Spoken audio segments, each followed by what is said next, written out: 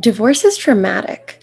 And so, as I am beginning this work with men going through divorce, I am starting to bring in resources to deal with that trauma, that visceral emotional trauma that makes it so hard to recover from divorce. And it makes it so hard to move on and have meaningful, deep, connected relationships. I talk to too many men who are thinking about not even reaching for a real relationship or thinking about getting out of the new relationship they're in after divorce because it's just too triggering and too painful.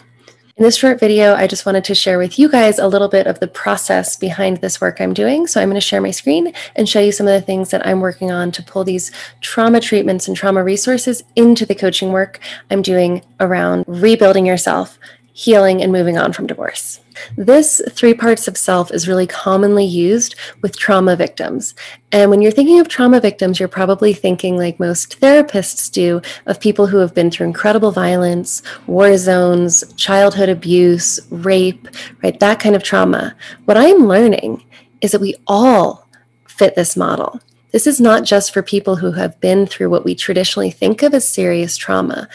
It's the smaller traumas. It's the more normal day-to-day traumas. It's the broken heart. It's the parent who loved you but worked all the time and wasn't around. Right? Those kinds of things leave a mark, and they can create these splits in our psyche just like the bigger traumas, especially divorce, you guys, and having that feeling of your heart broken or your trust being betrayed. You end up with a part of self that's hurt, right? We're calling it the traumatized self. It's usually subconscious unless it gets triggered, and then some pretty crazy and powerful emotions come up that can feel really unbearable and overwhelming. So the survival self splits off to take control and protect you. This is a part that kind of manages your day-to-day relationships. This is the part that has defense mechanisms and coping mechanisms and tools, and it dictates the way that you relate to other people. So if you find that you're constantly seeking validation and proof that your partner loves you, that's the survival self. If you find that you're withdrawing and unable to connect intimately, unable to be vulnerable, that you pull away from your partner, that's the survival self protecting you, right? Most of us are running in survival self mode all of the time in our relationships. And it's why we do things that we don't really understand or wish we didn't do, but we can't help ourselves. That's all the survival self. And no matter how strong and dominant that survival self is, or how terrified that traumatized self is, there is always a healthy self.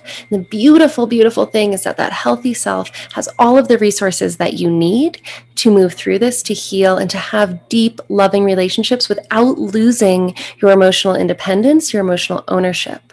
So this is a part of you that is capable of self-care, self-governance within deep relationships, which is so powerful. So what I'm doing as I am pulling everything I'm learning about trauma and trauma treatment into my coaching is I'm focusing on 3 really clear things with my clients. We're focusing on resourcing and growing that healthy self, that part that has the capacity for deep relationships while maintaining your own boundaries and your self-governance.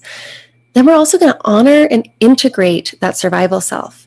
Notice we're not killing the survival self. We're not getting rid of the survival self. This part served you, right? It protected you through whatever painful events. This is the part that got you through your divorce, right? We're going to honor what that part did for you and the intentions behind it. And then we're going to work to integrate it fully with the healthy self so that that survival self doesn't need to come out and run the show anymore. And finally, we're going to heal the traumatized self. So you can see from my notes here, I was thinking we should rename this because I'm not working with people necessarily, some of my clients have, but who have been through that kind of traditional trauma, the war zone, the rape, the childhood abuse. Then I realized what we're dealing with through divorce, or even through just a normal childhood with emotionally or physically unavailable parents, that is trauma. The effects on your nervous system, the effects on the way you show up in your relationships, it's the same. So I'm not going to rename this self. We're not going to call it the injured self or the inner child. This is the traumatized self. We're going to call it what it is, and we are going to heal those injuries to your nervous system, to your emotional response, so that those visceral reactions can be soothed and healed and moved past.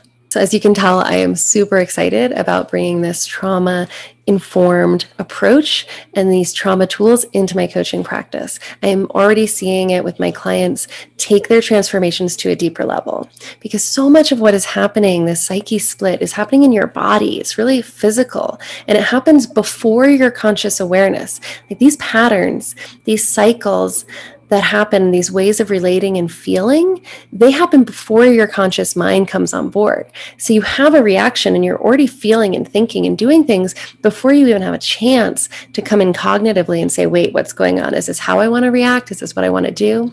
Which means that just thinking our way through this stuff doesn't work. We've got to get into your body, into those cycles, into those ingrained and learned defense mechanisms and fears and reactions, and start to unwire them and rewire them where they start, which is in your body. I'm finding that integrating this into the coaching techniques that I'm already using is just taking the power of the transformation to an entirely new level. And I am so excited to be combining these different modalities into this work.